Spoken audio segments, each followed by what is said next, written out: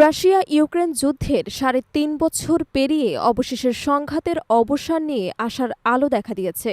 যুক্তরাষ্ট্রের president Donald Trump এবং রাশিয়ার প্রেসিডেন্ট ভ্লাদিমির পুতিনের মধ্যে আগামী ১৫ই আগস্ট আলাস্কায় অনুষ্ঠিতব্য উচ্চ পর্যায়ের বৈঠক ঘিরে এই আশাবাদ তৈরি হয়েছে।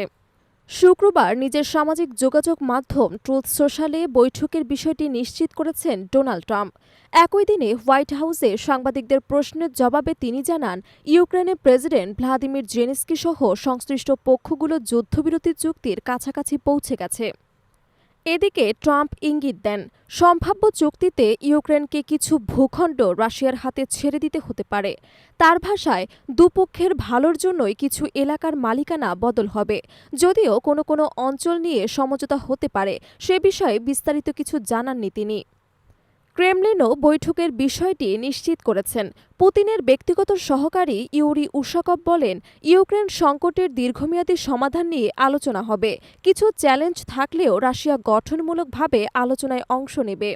ইউক্রেনের প্রেসিডেন্ট জেলেনস্কিও শুক্রবার সন্ধ্যায় জাতির উদ্দেশ্যে ভাষণে বৈঠক প্রসঙ্গে বক্তব্য দেন। তিনি বলেন, যদি রাশিয়ার উপর যথেষ্ট চাপ সৃষ্টি করা যায় তাহলে যুদ্ধবিরতি সম্ভব।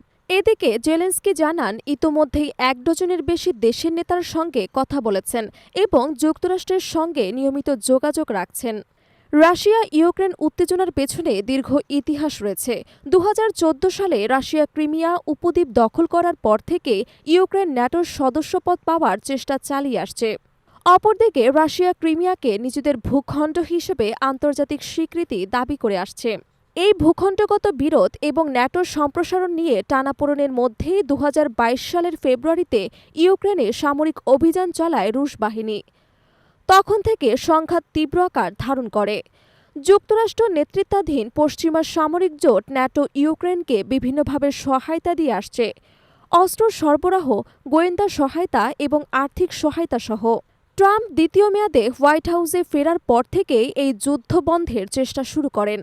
পুতিনের সঙ্গে একাধিকবার টেলিফোনে কথা বলেন, তবে সরাসরি বৈঠক হতে যাচ্ছে এবারই প্রথম, যা ২০১৯ সালের পর দুই নেতার মধ্যে এই প্রথম মুখোমুখি সাক্ষাৎ। যুদ্ধ শুরুর পর থেকে উভয় পক্ষই ব্যাপক ক্ষয়ক্ষতির সম্মুখীন হয়েছে। ইউক্রেনের বহু শহর ধ্বংস হয়েছে, লক্ষাধিক মানুষ বাস্তুচ্যুত হয়েছে এবং আন্তর্জাতিক খাদ্য এবং জ্বালানি বাজারে অস্থিরতা তৈরি হয়েছে। রাশিয়া পশ্চিমা নিষেধাজ্ঞার চাপে রয়েছে, আর ইউক্রেন নির্ভর করছে বিদেশি সহায়তার ওপর।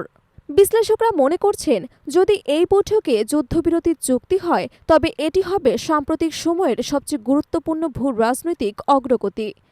তবে চুক্তি বাস্তবায়নের পথ সহজ হবে না, কারণ ভূখণ্ড হস্তান্তর, নিরাপত্তার নিশ্চয়তা এবং ন্যাটোর ভূমিকা সহ নানা জটিল ইস্যুর সমাধান করতে হবে।